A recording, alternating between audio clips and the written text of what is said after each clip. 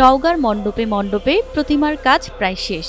এখন শুধু চলছে সাজসজ্জা আর রংতুলির শেষ আঁচড়। সেই সাথে চলছে প্যান্ডেল নির্মাণ ও আলোকসজ্জার কাজ।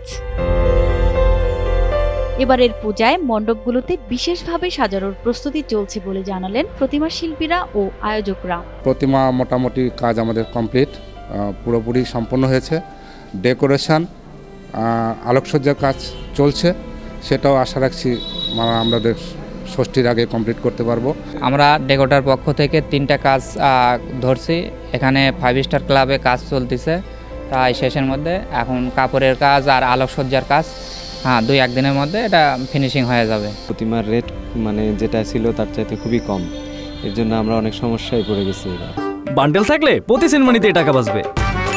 বিকাশ সেনমানি বান্ডেল কিনে জিতুন প্রতি লেনদেনে। প্রতি বছরের মতো এবারও সুষ্ঠু, সুন্দর ও শান্তিপূর্ণ অবস্থার মধ্য দিয়ে পূজা উদযাপনের আশা মণ্ডপ কমিটির। প্রতিবারে আমাদের এখানে শান্তিপূর্ণভাবে পূজা উদযাপন হয়।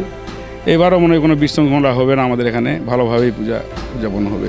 দুর্গা পূজা উপলক্ষে আমাদের কাম এখানে 19টা মণ্ডপে কাম ধরা হয়েছে, কাম চলছে। এখন হচ্ছে অনেক জায়গায় রং করা শুরু হয়েছে। সৌহার্দ্য সম্প্রীতির মধ্য দিয়েই এবারের পূজা উৎসবমুখর হয়ে উঠবে বলে আশা করছেন পূজা উদযাপন কমিটির সদস্যরা। এবার নওগাঁতে 11টি থানা, 3টি পৌরসভা মিলে 802টি পূজা অনুষ্ঠিত হচ্ছে। নওগাঁতে জেলা প্রশাসক মহোদয় এবং পুলিশ সুপার মহোদয় আমাদেরকে নিয়ে জেলা পূজা পরিষদকে নিয়ে মিটিং করার মধ্য দিয়ে তারা নিশ্চিত করেছেন যে আইন শৃঙ্খলা পরিস্থিতি সুষ্ঠু এবং সুন্দর থাকবে। আমরাও আশা করতেছি নওগাঁতে ষষ্ঠী, সপ্তমী, অষ্টমী, নবমী, দশমী পর্যন্ত আইন শৃঙ্খলা সুষ্ঠু এবং সুন্দর থাকবে। নওগাঁ শারদীয় দুর্গোৎসবকে ঘিরে পুলিশ বিভাগের পক্ষ থেকে নেওয়া হয়েছে বিশেষ নিরাপত্তা ব্যবস্থা। এবার নওগাঁর 11 উপজেলা ও 3টি পৌরসভায় 802টি পূজা মণ্ডপে অনুষ্ঠিত হবে শারদীয় দুর্গোৎসব। এবারে দেবী দুর্গা আসবেন গজে, যাবেন দোলায় চড়ে। হিন্দু ধর্মাবলম্বীদের বিশ্বাস, এর মধ্য দিয়ে বয়ে আসবে মঙ্গল বার্তা।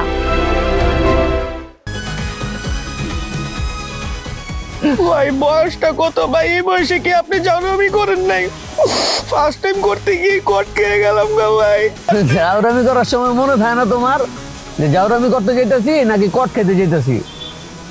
হায় ভাই, আপনি কি একটা কথা বলছেন ভাই, আমার জীবনের একটা বিশাল লার্নিং ভাই, এটা উপদেশ হিসেবে নিলাম ভাই। তাই চাইলাতে নামতে জায়গা তাহলে শোনো ভাইয়া, তোমার একটা কথা কই, সব কার্ডই তোমার এনজয়ের জায়গা লয়ে যাবো না, কিছু কিছু কার্ড এমন মাইন্ডটা চিপা লয়ে যাবো। আরে টের পাইতে দিব ভাই, কি হইলো আমার লোকে? এই কি পাইলাম আমাকে দুইটা মোবাইল, আর মোবাইলে কত টাকা? 6000। এদিকে পুষবো রামগো? না ভাই পুষবো না। এই ফোন বেচলে 10, এটা বেচলে 10, 20, আর ফোনের ভিতরে আপনার 6000 পাইছি, মোট 26000 ভাই। 26000 হইব না ভাই। কি করা যায় কদি ভাই? গাড়াই দেইরা গায়ে হারাইলে বাপ মা আসবো, বাপ মা আসলে ধর মনে করুন আর 10-15 হাজার হইলে আর কি পুষবো আপনার। ভালো আইডিয়া দিছিস রে। কি কর? ভালো আইডিয়া না ভাই, বাইকতে বন্ধন যাবো না কোনো ভাবে ভাই, বাইকতে বনই দাম যেত না ভাই। ফোন দিলে মাইরেই লেবো, এনো মাইরে লাইছেন বলতাছি না কি করব। শোন, তোরা বসছিস কি বিপদে, এমন বিপদে তোর বাপ মা ছাড়া আর কেউ এই দুনিয়াতে তোর সাহায্য করবো না, বুঝছিস? তাই না ভাই, আপনি আছেন বুঝার ভাই। ভাই আপনি বাইকতে ফোন দিলে আপনার আমার মাইরে লেবেন, এই কষ্ট আপনার করা লাগতো না। বাপ মাই আমার মাইরে লেবো ভাই।